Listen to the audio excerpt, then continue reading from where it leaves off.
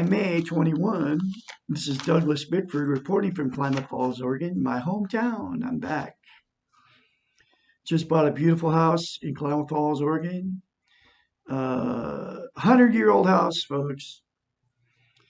I got my 2 pianos coming on Tuesday. I'm so excited because I'm a musician. I'm a pianist. I'm also a guitar player. And I've been blessed with paying my house off in cash. 100-year-old home, 3-bedroom, 1-bath in a beautiful neighborhood. I'm just like, it's still like I'm still like uh, in a, I mean, so happy that I got my own house now because I've lived in RVs and I lived in a toxic relationship and for 3.5 years, the last 3.5 years, and I broke free November 2nd, 2020. And the reason I got in that toxic relationship was because of no self-esteem, because of sexual abuse when I was a child by my father. Okay. That's how I started my life up to the point I was 65 years old. And the way I got self-esteem was I call God, the Great Spirit, got me out of the toxic relationship, used my cat to do it, November 2nd, 2020, and I left. And I left everything I had. And I ended up in an RV, a place called Christmas Valley, Oregon. But the thing that saved me was I was at my son's house with my RV, and my 1987 RV and my 1987 Dodge van with my 3 cats. Ended up at my son's house, paid him rent. He's married to a abusive alcoholic woman, just like I was married to an abusive alcoholic woman and her dysfunctional family, who all abused me for 3.5 years. Because that's what we get when we don't have self-esteem.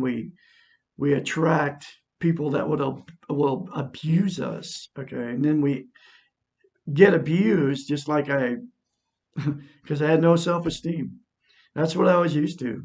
Every marriage I've been in, that was my 4th marriage, has been abusive.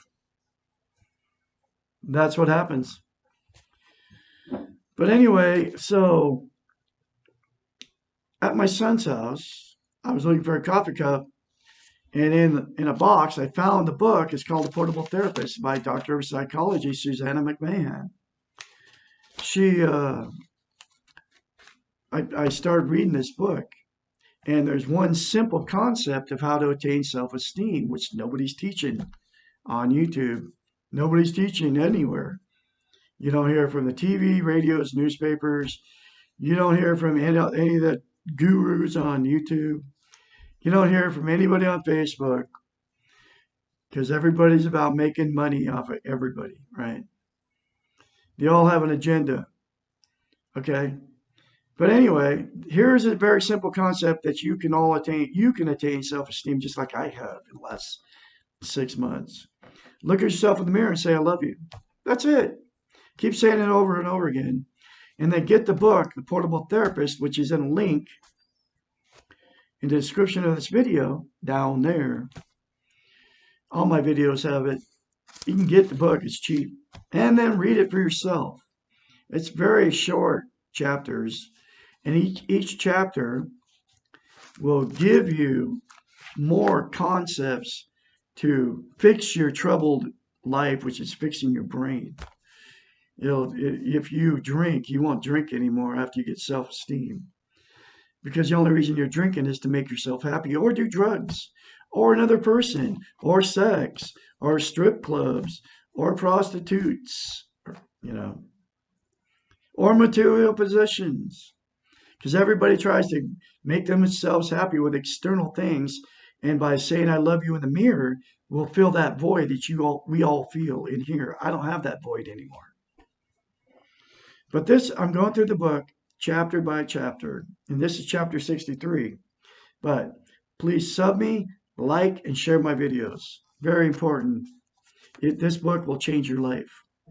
I will change your life if you listen to me and do what I have learned out of the book. Chapter 63. Why do I feel so weak when I ask for help?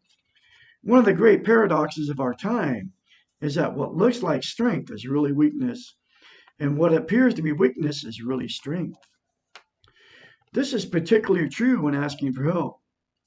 It takes a lot of courage to admit that we do not know, that we are scared and lost. We have been trained to believe that we have to know and that it is wrong to be afraid. We have learned that showing feelings is a form of weakness. Men don't cry, women don't show anger, and children should be seen and not heard. We are supposed to be strong, in control, and invincible. We are supposed to rise above our very humaneness. Why?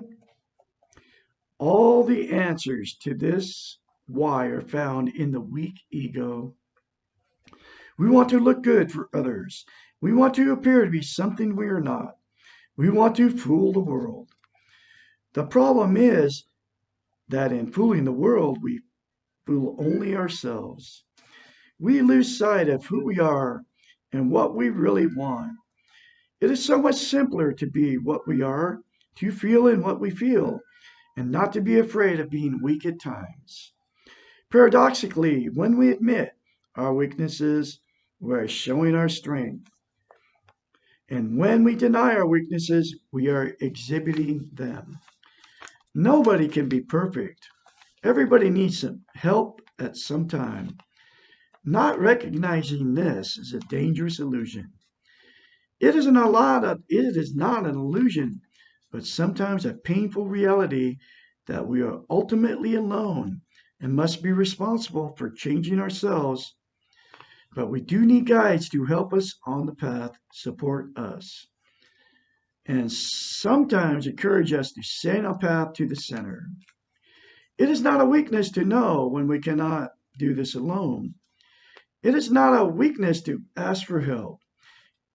It may be useful to think of our helpers as traffic police. They show us how to go, when to stop, when to proceed safely, but they do not take us where we are going. They help us to avoid going down the wrong road, and they give us directions when we are lost. If you feel you need some help, but you're afraid that you will appear weak when you ask for it, think of who is labeling you weak. If you are worried about the therapist's opinion of you, think again. All therapists need their clients. Their clients provide their reason for working, and their clients are part of the therapist's own strength. Helping the client helps the therapist. Every client teaches the therapist something.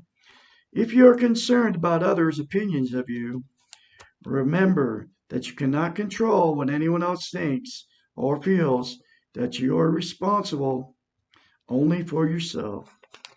The other person may think what they want, but they cannot live your life for you.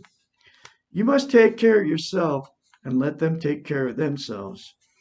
If you are worried that you feel weak when you ask for help, welcome this feeling as the beginning of fighting the weak ego.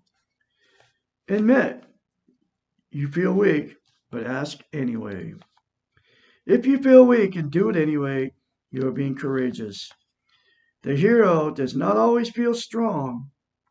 Moments of great courage are usually accompanied by feelings of inadequacy and weakness. And remember, weakness is not a feeling. It is a state of mind that you have learned, and the model you have learned is from a weak model.